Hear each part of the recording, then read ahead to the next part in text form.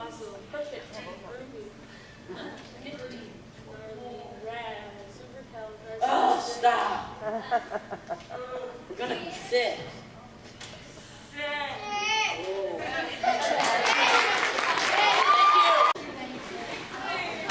That went really well, guys. Thus concludes our portion of this morning's performance. I'm looking at the clock right now. This class normally gets over at 9:48. The bell rings for third hour.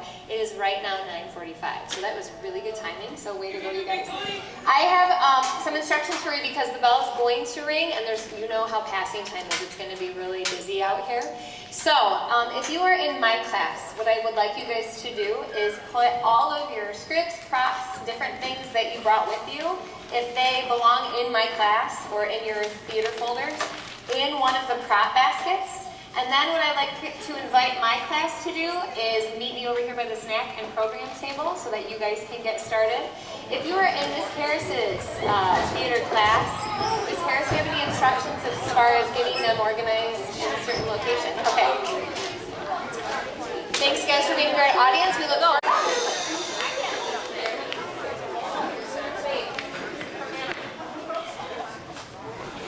First of all, I'd like to say that was a very enjoyable second hour theater performance, so thank you to all of you. We are going to be starting with our mock rock performance, and then we're going to move right into our play. And this lovely gentleman, is going to introduce things. So. Okay, so we are going to say something I'm giving up on you. By whoever wrote it, and yeah! Woo!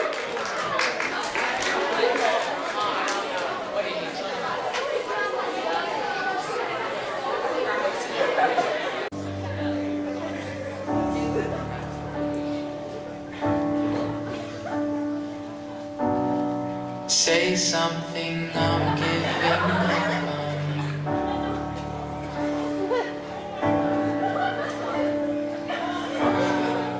I'll be the one if you want me to.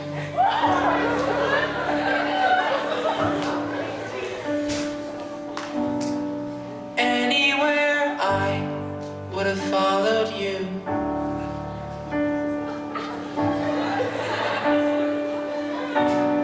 Say something, I'm giving up on you. And I'm feeling so small. It was over my head. I know nothing at all. And I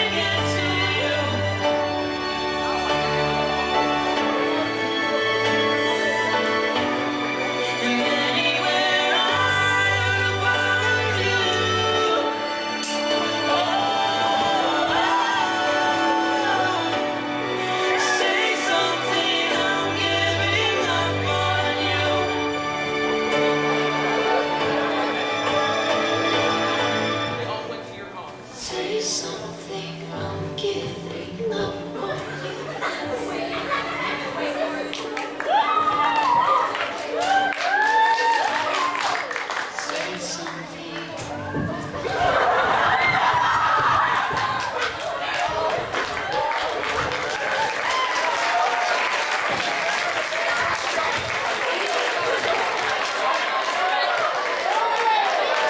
You found that entertaining. The play that we are working on is called Less Than 30 Reasons Not to Be in a Play. Okay, so here we go.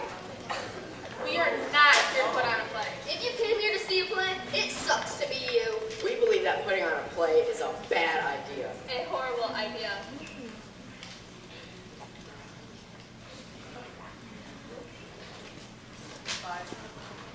Rotten idea. Stinky slimy. A stinky, slimy, greenish liquid oozing. You'd rather kiss your brother full on the lips than deal with this idea. We are going to do it, period. So don't ask. Don't plead. And whatever you do, don't beg. It makes us sick. And we're out here, and you may wonder why. We're out here with a message. We're out here with the warning. We're out here to teach you. Less than 30 reasons not to be in a play. Reason number 1. Play suck. Number 2.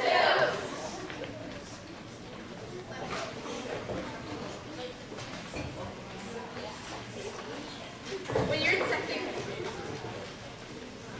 you're in second grade, you had a teacher named Miss Griswold. She was older than God, and she smelled like stale coffee and gym socks. And every morning she came in and said, "Now students, pay close attention. Focus, focus, focus is the key to success." She invented amazing methods of torture using construction paper, popsicle sticks. She turned perfectly normal questions into games of chance that you would always lose. Miss Griswold, I need to go to the bathroom.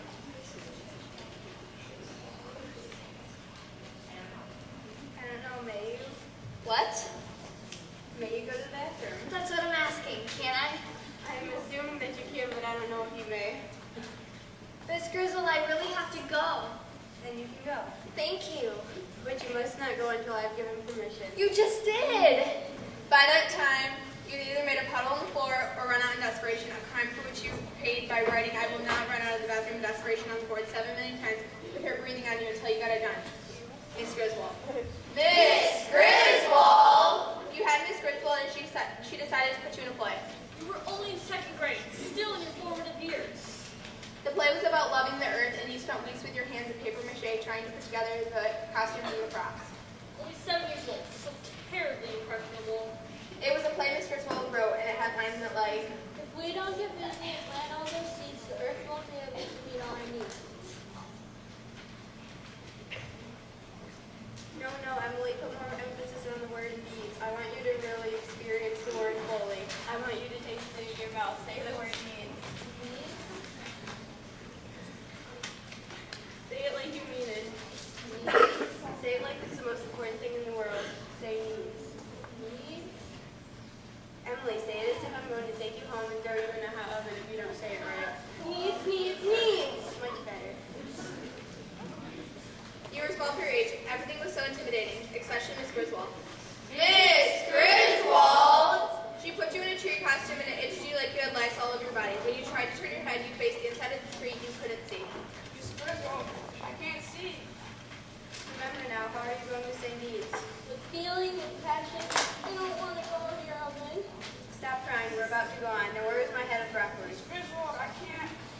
Quiet, we're about to start. You felt tiny and inconsequential in a huge, overwhelming world. And she stuck you in a tree from which you could not escape.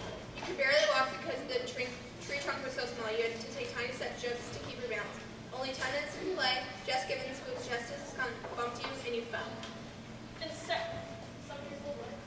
At age 7 in second grade, you fell down, down, down. And you tried to keep your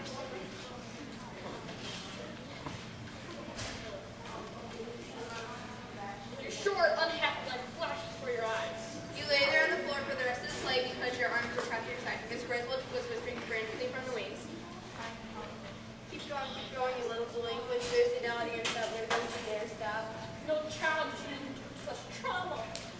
No one stopped the play to help you. But by the second act of the 5-act epic called All the Earth is Patient and You're the Nurse, everyone had forgotten you were inside the paper mache tree and they started to stand you during the scenes.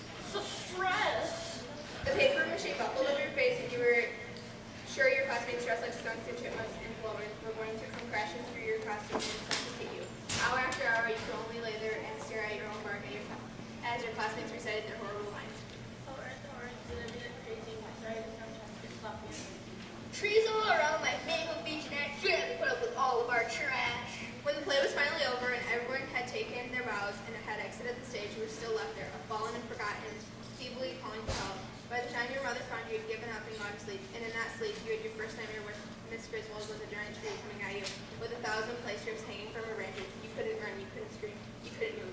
That dream came back night after night for weeks and months. Eventually you had it less and less often, but every time you had it, even last week, you wet your bed.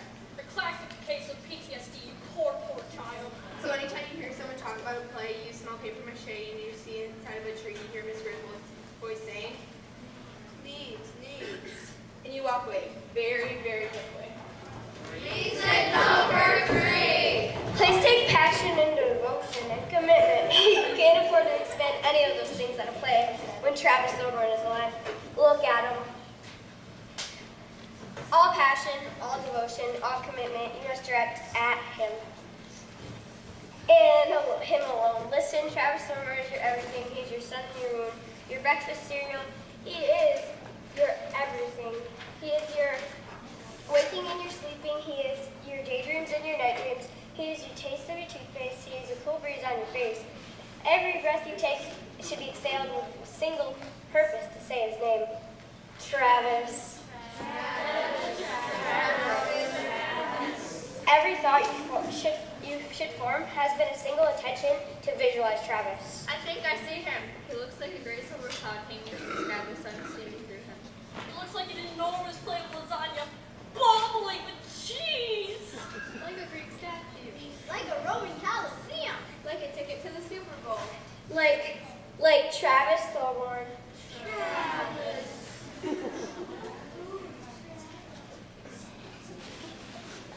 Do you know what some people do at the end of a play? They bring flowers. Here you go, some really nice job.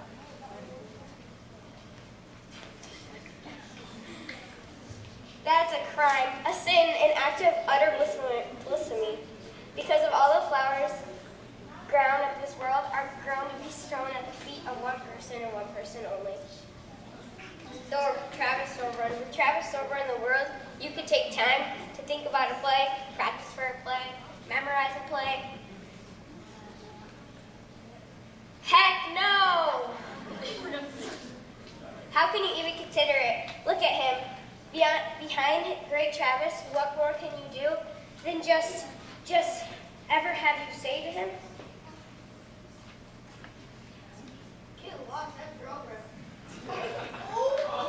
What more can you do just to feel your heart aching and burst into a million pieces? And then you'll just lay down and die.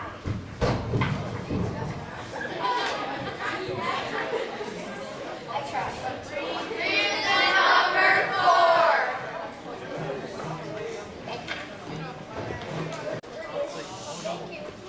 And she loved it, so you have to hate it. It's a lot.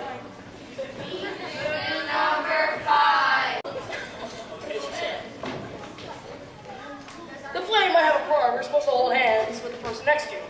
And the person next to you might have these like things on their fingers. And you'll feel them as you're holding hands with them. And we think the whole time that you're holding hands with them is that how their hands are like toes. And, and you'll be worried that the like things on their fingers might be contagious. And you'll start to see yourself covered in these like things. And, it's disgusting. And you'll be covered in every part of your body from your head to your toe. And I mean every part of your body, even your navel. And you'll practically puke.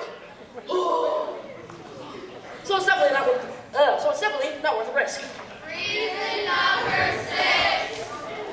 Because you remember Susie Jensen. When you were 6, you lived in a neighborhood that had trees, dogs, fences, and old people, and only one other kid your age, Susie Jensen. Hey. Because you were the only other kid Susie's age, she decided that you must be her best friend. Hey, best friend, let's go play. And among the trees, dogs, fences, and old people, there was only one other kid your age. So your parents thought that you wanted to be with Susie. There's Susie, go play! And in truth, Susie, whom you could not escape, bothered the living heck out of you.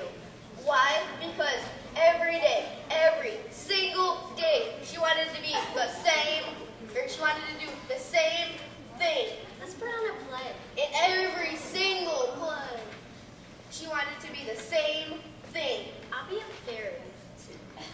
And Susie, the fairy, would proceed to tell you every single way that you could enact her supporting role. Yeah, I'll be a fairy and pretend that I got caught on a thorn bush and I was bleeding.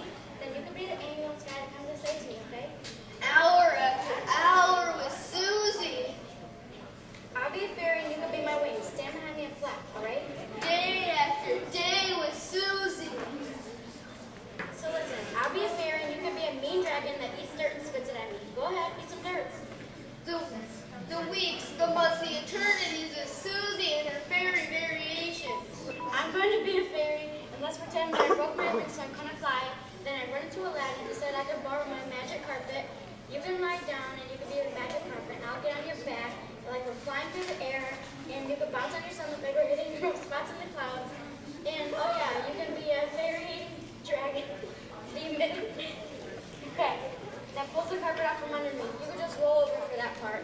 And I can fight you and win by hitting you over and over in the head with my magic wand.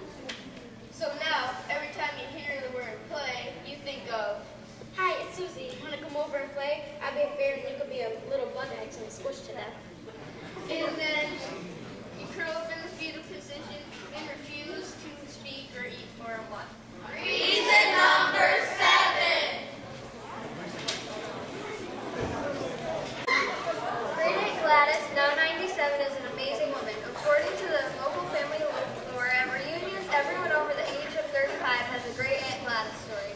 She used to be a track music artist with the Ringling Brothers Circus. I once started with shrimp flip and then with bag with a state-beating outfit, never losing a single pedal off the road punching their teeth. What a woman. Aunt Gladys. Well, she ran for president once, did you know that? Richard Nixon refused to debate with her because she was too darn tricky for him. What an inspiration. Aunt Gladys took 350 push-ups at the age of 65. What a wonder. One Thanksgiving, she had all the all the turkey, all the fixings. A marvel. That Gladys, why she could simultaneously write Russian in one hand, Swahili in the other, always singing an Italian aria. A delight she was. But what is Aunt Gladys to you? This inspirational, wonderful, marvelous, delightful, Push-upping, elephant landing, super debating. ambidextrous, linguistically gifted, turkey gobbling, whiz-bang of a woman. What is she to you? To the family, she is Super duper. To you, she is. a surly old lady with the face of a dried crab apple. Every part of her looks 97. I had my birthday yesterday. It stunk. Every part of her looks antique except her back. Look at you, you slobs. Sit up. Her back. It's so intriguing. It's where she had a 2x4 surgically implanted. To them, Do you know she once juggled 3 raining chainsaws and a live bear gun? That little furry mammal nipped me too. She's wondered if to you, Great Aunt Gladys is. But you better believe I kept my back straight through the whole routine. the posture Nazi. Apparently, Great Aunt Gladys at age 97 no longer able to juggle chainsaws or eat whole turkeys. But I've still got all my teeth. Look at these chompers. Apparently, she has no life now, and she spends her waking hours attending every possible family event, including, but not limited to, Christmas, concerts, parent-teacher conferences, and routine dental exams. and of course, your school play. Great Aunt Gladys. Wow. Great Aunt Gladys. Ow. So, you just finished your school play where you had 3 roles, a shrub, a frog, and a Martian. And now that the play is over, you must face her. If you hope to remain a member of the Kinderslagen clan. Yes, you and Great Aunt Gladys, who never married, do share the same surname, Kinderslagen. Pam, where are you going? You must go talk to her. She scares me. Ask her what she thought of your show. I have nightmares. You should be ashamed. Did you know that she once swam the entire English Channel underwater? Hallelujah. Hallelujah. Hallelujah.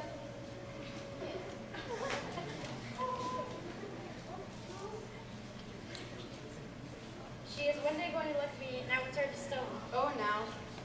She's not you. She's going to eat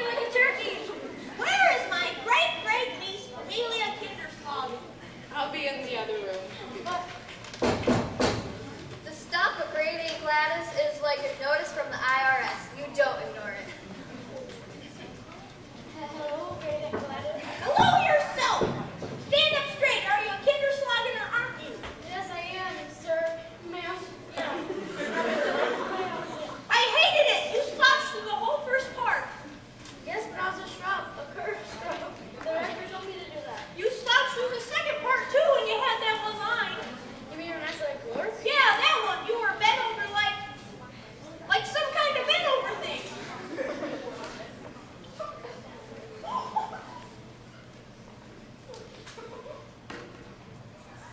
What are you, ashamed of the Kinderslagen name? No, that was my frog line. I was a frog then. Frogs, you know, slouch. They have sort of curved amphibian backbone. And what in the Sam Hill were you supposed to be when you had those pipe cleaners shoved into your head? That was my Martian roll. Those are my antennae. Except one is sort of falling off because of... You slouched in that part too. Well, the director told me to. Director. Who is this director individual? I want to meet this director character. Nut job. Well, Show me this director character. I want to speak to this director individual who is taking away your self-esteem and the highly respected name of the Kinderslagen family by giving you bad posture. The frog character should be very slouchy, Pamela. You want to play a frog? Play a frog, but do with dignity. Stand up straight. But... He will be caught between the dictates of your director, Mr. Gray. And the shrub. The shrub should be bent, hunched, crunched, very slouched. And the commands of the most holy member of the Kinderslagen family. Hallelujah! Hallelujah! Don't play a shrub. Play a tree. A straight, proud, foliage-covered tree. That's what I say. You'll be caught. Conflicted. In danger of violating sacred family ties. Pamela, are you listening?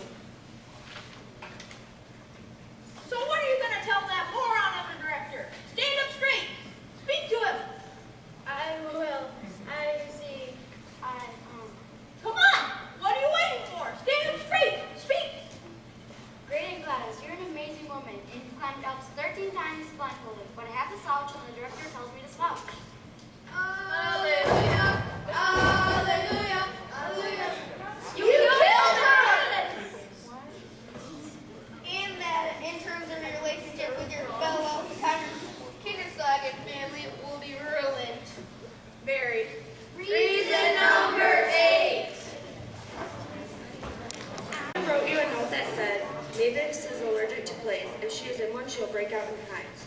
Her legs will swell 5 times their normal size, and she will begin to sneeze uncontrollably. Please excuse her. Reason number 9. Jake, that was your number 1 and 7. Can you tell us anything more? Yeah, plays suck a lot. Could you be more specific? You want me to be more specific? I'll be more specific. Plays suck because they're full of... If you wish to read an unedited version of Jake's monologue, you can visit www.edu/suck.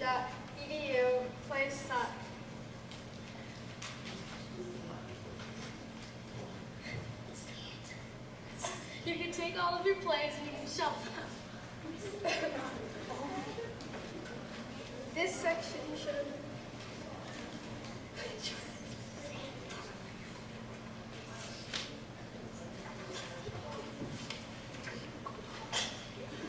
This play is about two scenes by adults Overgrown zucchini!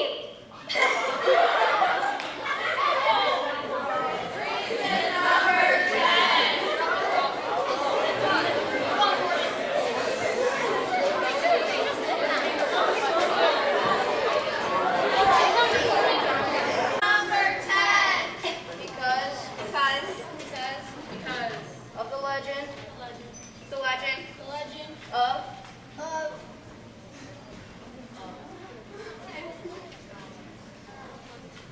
more time or Blackburn. More, or so the legend goes, was once a normal child. No, I'm more. Pretty much. I like Oreos, video games, and females. Not necessarily in that order. One creepy evening with the full moon lurking in the air, Mort was approached by a shady character with tempting proposition. Hey, Mo, come here. You look changed. Oh, it's just the moonlight. I plays my collection. Well, Nothing, just an honest, well simulated and endangered. I thought they were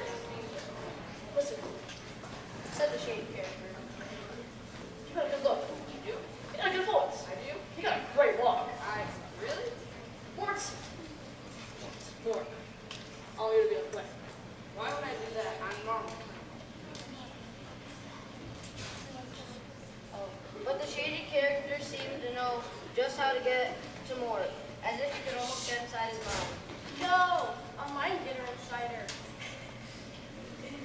He was one of those guys who gets inside your mind and then he knows what's inside your mind, almost as if he was inside your mind. Yes, you're one of those. No! Why would you want to be in a play, huh? Because.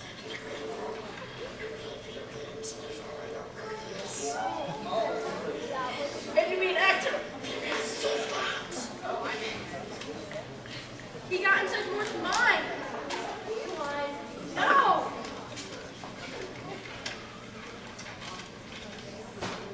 So Mort met the director. Director Frankenberg. Gordon. Well, this is more time. Who wants to get a play?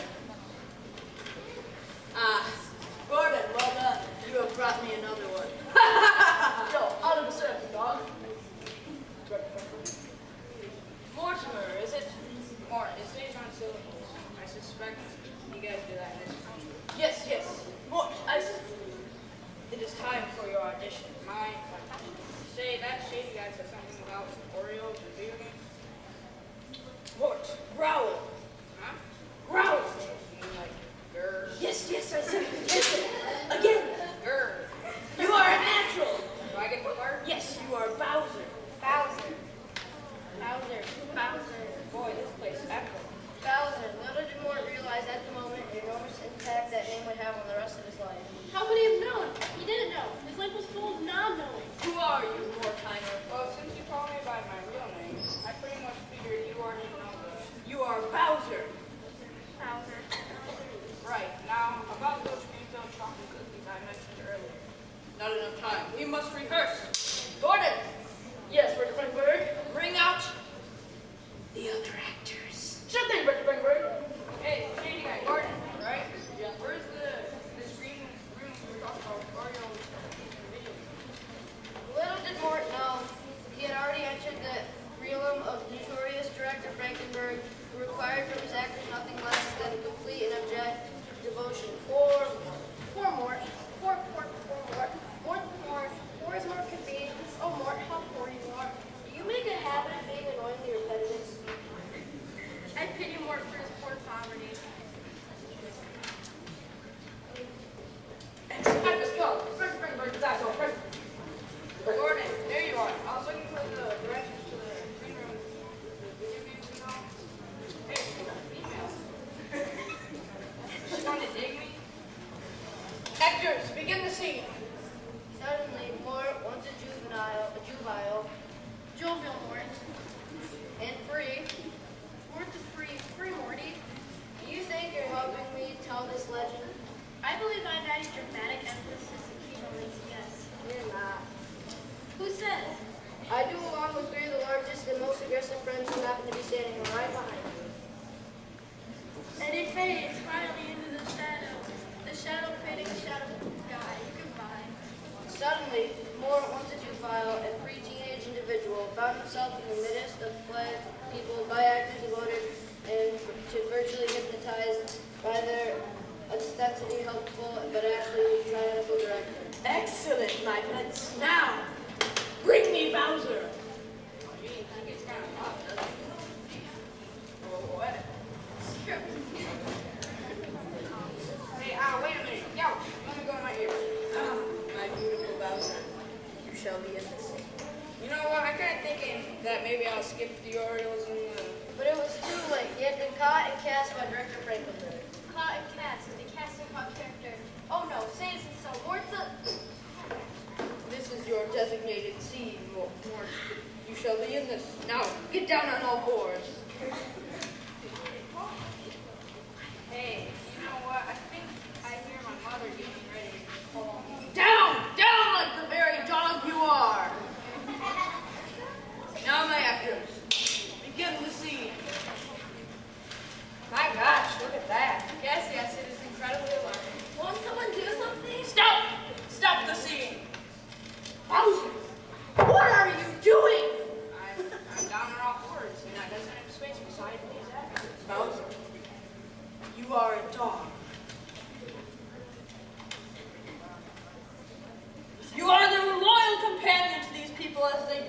through a dark and treacherous forest. Dark and treacherous? Cool. Do we get a cookie break soon? You sense danger, Bowser. How do you sense the danger? I get an email? No. Bowser! Listen to me! Thus did Mort begin to become ensnared in the net of evil magic, unwittingly, innocently lured by his boyish desires. Mort was now in the clutches of a master of psychological manipulation and magician of theatrical hypnosis, Dr. Frankenberg. You sense danger through your nose, Bowser. Your nose, do you hear me? You know, this has been fun and all, but this is not about acting. Bowser, I am not asking you to act. I don't. Check. I'm asking you to be Bowser. Be the dog. Get in touch with your no connection. The long canines of your doggy technology. Bowser, you sense danger. How do you sense it? Oh my gosh. Alright. That's great, because I'm getting kind of... Be Bowser! I sense, I smell. And what do you sense? What do you smell when you sense danger? At that moment, Mort stood at the chasm of the edge of safety, and he plummeted dead. Don't plummet, Morty. Stay away from the edge. Don't step off the... Be Bowser! I smell danger. And what do you do when you smell danger? Good boy! Wonderful! I knew you had it in you. Actors, begin the scene. My gosh, look at that. Yes, it's incredibly alarming. Will someone do something? Stop the scene. Good! But I sense we could build greater intensity into the moment. There we go. Good boy. Now, begin the scene. My gosh, look at that. Yes, it is incredibly alarming. Won't someone do something?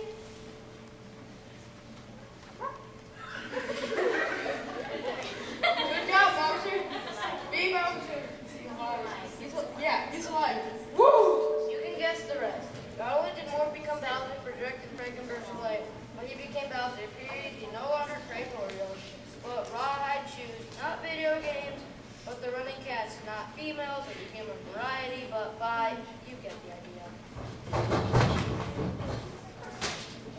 Ultimately, Mortimer took director Frankenberg's call of the wild so seriously, he just became that wild, uncontrollable, ferocious. Mort, we're down. Back away. Mort, no, don't. Perhaps it's only a legend. Perhaps none of it ever happened, but it's a quiet night. Near a certain theater, people swear they can hear a faraway call of a wolf.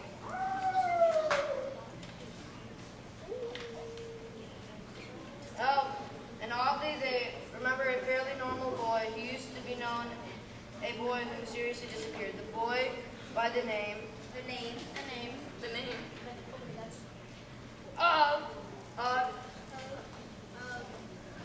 more time about reason number 11.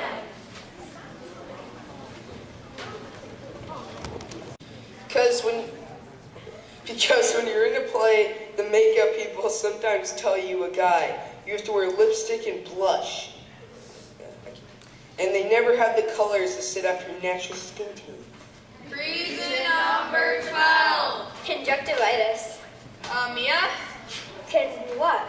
Never mind. Conjunctivitis or whatever? Conjunctivitis. Right. Reason number 13.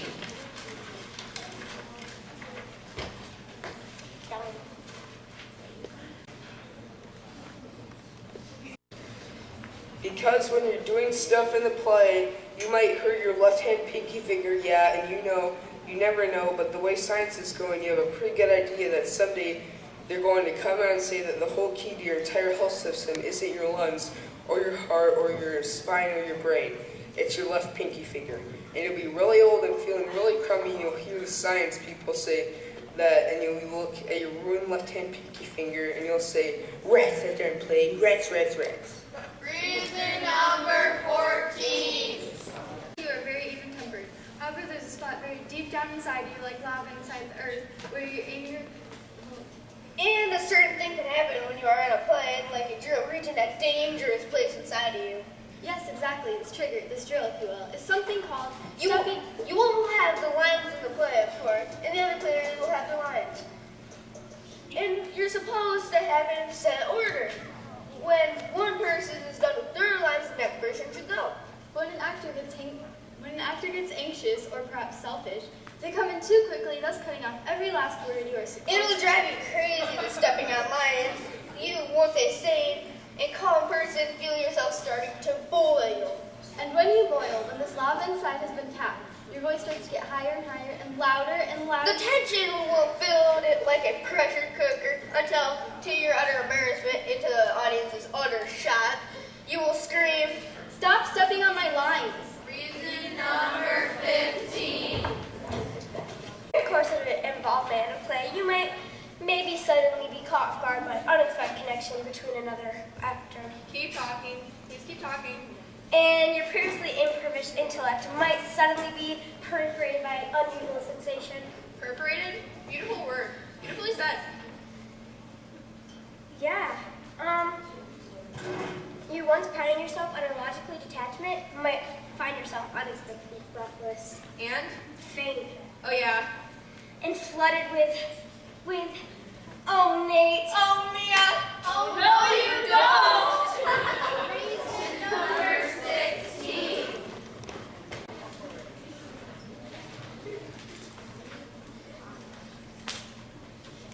Because at your school this year, the four key elements are supposed to combine to spell out the destruction of the entire civilized world. The entire Civilized world. Wow, that's pretty much like the biggest reason I've ever heard. That's like a 3-pointer. Agreed.